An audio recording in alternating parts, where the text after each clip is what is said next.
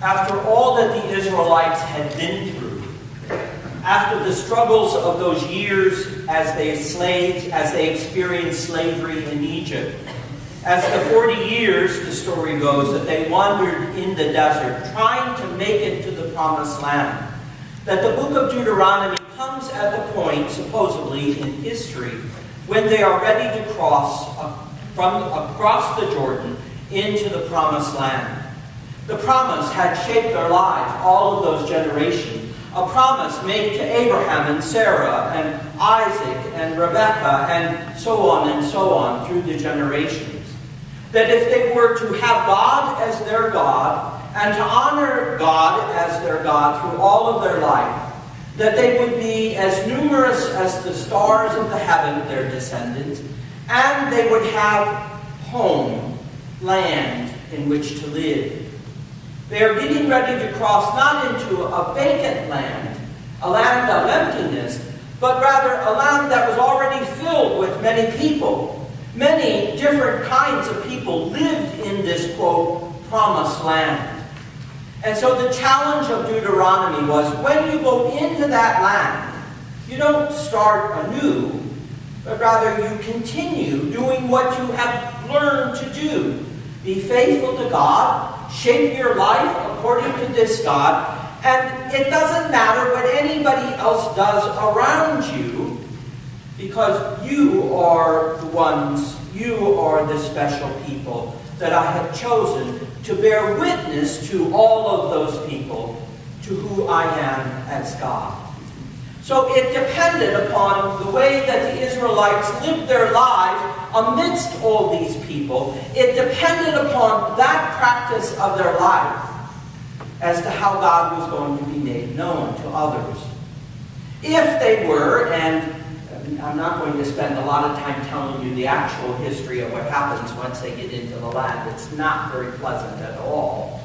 But having said that, having hinted at it, I should say, that they were to understand that every choice and decision that they made, every commitment that they became involved in, every exchange of relationship was to be shaped by this God who had brought them out of slavery and now had brought them into this land of promise.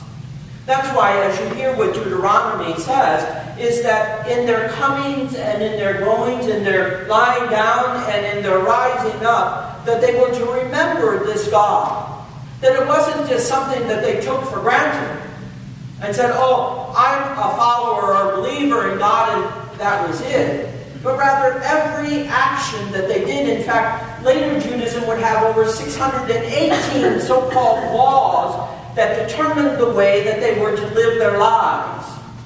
Later Christian commentators were saying, you see, that was what was wrong with Judaism. And I have to say, well, they misunderstand it. That the 618 laws governed all of their life so that they were consistently, constantly being reminded of who they were identified with, who they belonged to, who they were associated with. So that every little thing, from picking up a spoon or to the kind of spoon or whatever it might have been, that everything that they did was a way to bear witness to God. It wasn't just what they did in the synagogue or what we might do in the church, but it was everything that we did in the world, everything that we did in relation to the world. So that again, going in and coming out, that the Torah scroll, this particular verse of the Torah, was put into that little mezuzah on the doorpost, right? And you touched it to your head, into your lips, so that in touching it to the head that you could remember, and touching it to the lips that you would always speak it. God is God. There is no other. There is only one God, and it is this God who defines my life. And remember, as I keep saying over and over again, is that who this God is, as Exodus reminded us, slow to anger, rich in mercy, abounding in kindness, steadfast in love, so that the practice of our life defined by God needed to bear witness to that character of God that had been revealed to us. So in the living in the world, it was the practice of one's life that mattered. It wasn't just what you did in secret or in quiet, or what you only did in the hour in the synagogue, but what you did every moment, every second of your life, that you were to be practicing being slow to anger, being rich in mercy, being steadfast in love, being dedicated to kindness in relation to others around us. That's a pretty tall thing, huh? And you see, the point is that if you think about it, even in a minimal historical way, that if we begin with Abraham and Sarah, almost 2,000 years before the Common Era, and come now into 2016, imagine that.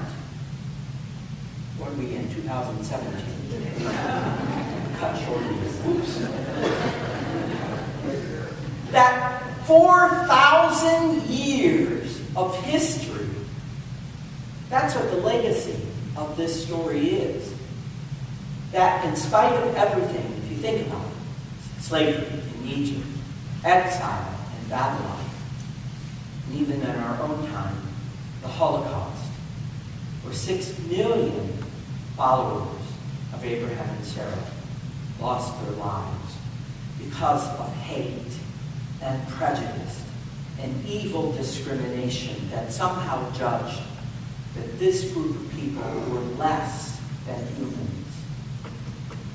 That's a legacy when people forget the truth of this vision of God. That when we forget that every single person has dignity, every single person is made in the image and likeness of God. When we forget that, then you see what we're prone to do, whether it's the Holocaust, whether it's the Inquisition in Spain, whether it's the Crusades. We tend towards violence and destruction of our own fellow human beings. That's why it has to be consistently on our minds and on our lips, so that we don't forget. It's one of the phrases right after the Holocaust. Never again can we allow this to happen. That's not just a Jewish commitment, I hope you realize. It's a Christian commitment. Never again can we allow any member of the human race to be victims of hate and violence, prejudice, or discrimination. Never again. That's why we remember not only our church members, but why we remember many of our loved ones. I am wearing this stole today because this was the ordination stole that my godmother picked the material out. My godmother picked the material out, and my aunt made for me. So that I could remember who they were, their faith, their love, their association, their family commitment to me, that I could remember that. And we have our saints, in a sense. Not in the traditional Catholic way of thinking of praying the saints and all that. That's what I suppose one of the things that Martin Luther done away with in his life. But to remember that these were significant people, important people in our lives. And that who we are in a great part is because of who they were. Believe it or not, my grandmother was one who, maybe I shouldn't say this, who taught me to fight. Because I was always coming home crying about being bullied in the neighborhood or something like that. And she said, I don't want you to come bullying. I don't want you to come crying home anymore, so I'm going to teach you to fight. I took her literally, so I thought that meant beat up everybody who tried to bully me. That wasn't a good thing. It took a long time to think about a different way of doing that, right? But what I come to realize is she said, stand up for who you are and what you believe. And don't let anyone silence that or take that away from you. And so I credit her to all the ways that I've gotten into trouble since then, and saying what I believe. Thank you, grandmother, for doing that. But I remember one particular moment. I was struggling whether to go on towards ordination as a priest at that time, or to say, forget it. This church stuff is crazy and ridiculous. And I was at a troubled moment in my life. And I can remember calling home because I was very close to making the decision to leave where I was at in New Mexico, and I didn't really know what was the future for me. And I can remember calling home, and my mother answered the phone. And in a way that sometimes a son has to do to their parents, you hem and haw, and you don't really want to say what you're really thinking, or you're just not sure how they're going to respond or how they're going to react to you. And she stopped me and she said, and this is exactly how she said it, I remember to this day, "Your father and I will always love you and will always stand behind you no matter what you decide." And what struck me the most is the way that she said it. Because I never at that point considered my father to be too interested in what my life and future in ordination was going to be. But she put him first. And that was important for me to hear. That my father and she would support me no matter what. And I made the decision to leave where I was at in New Mexico and eventually to find my way to Arizona. It was because of my grandmother, my mother and father, that in a way I am where I am today. And I would bet that every single one of us could say almost the same thing. And I would hope that your children and your grandchildren and your great-grandchildren would think of you in the same way. That you are significant and important in their life, and that they won't forget who you were, what you did, what you said, and who you were for them. Now you see, that's exactly what I was talking about in terms of this story from Deuteronomy. The witness we give to others makes a difference. It makes a difference.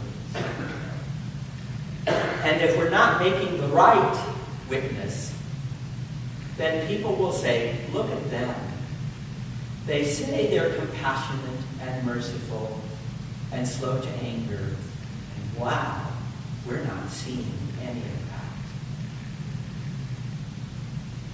When Jesus goes up on the mountain, the last thing to consider. When Jesus goes up on the mountain, this is something very revolutionary.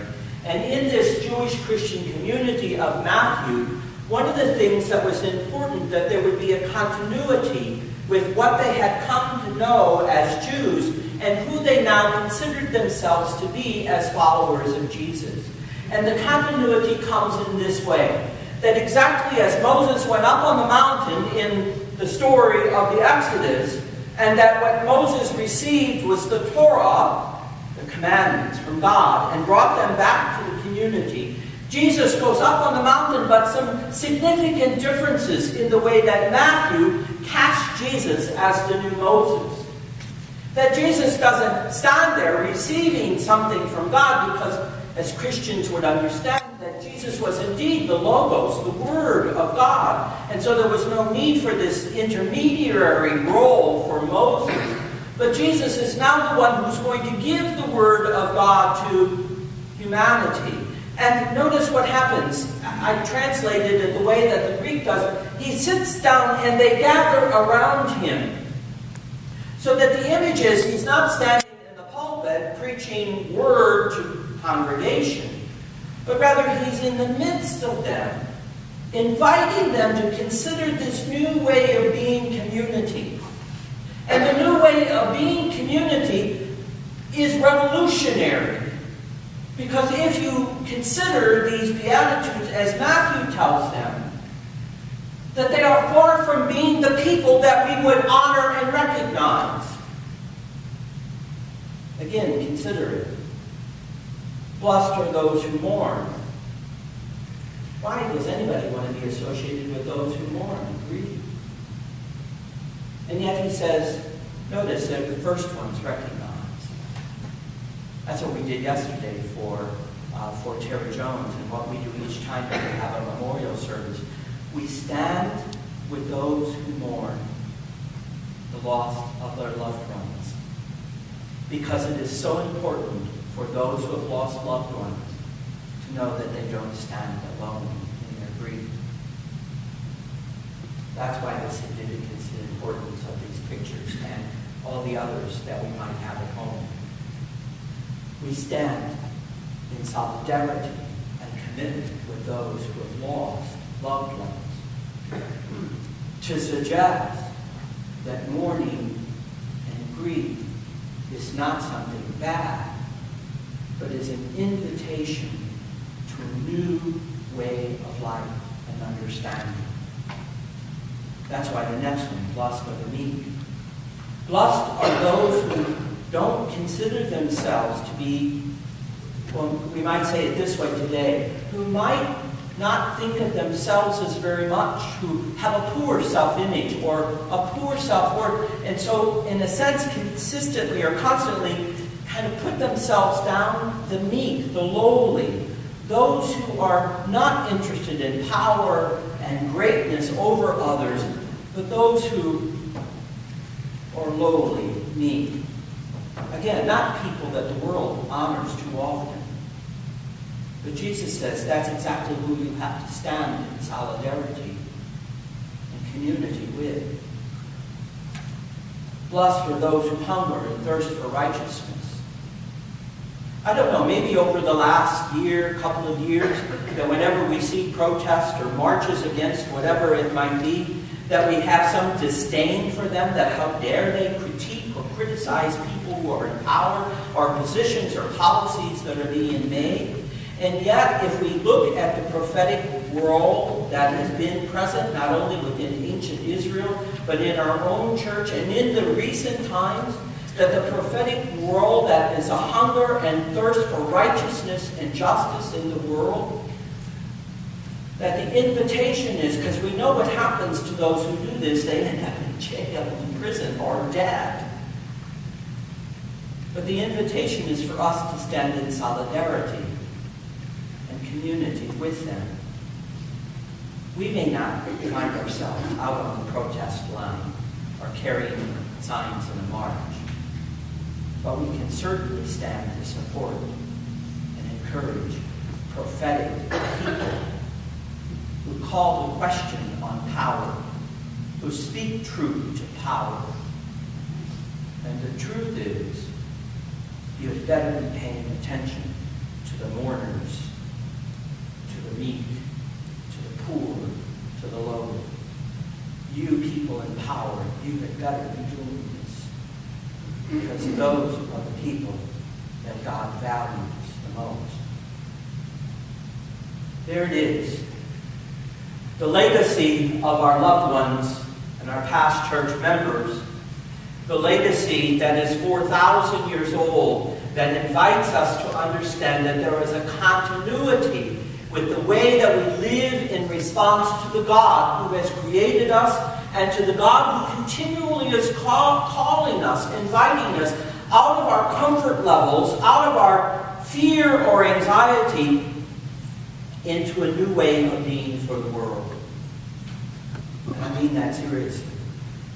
The role that we have is to be a witness to God in such ways that the people of the world know that their practice of hate and violence and prejudice and discrimination is not the choices that will best reflect the God of love to the world. We have to call the question on those who promote whatever it might be, things that are in contradiction to the God that we know calls us to be people of faith and holiness.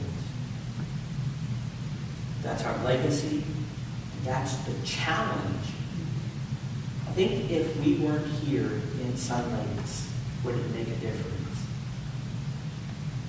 Maybe not.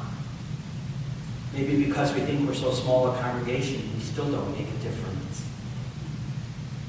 But I happen to suspect and to know that people out there know we're here. They may not like that we're here and what we believe in and support, but they know we're here. And without our presence, I think Sun Lakes would be less for what it is.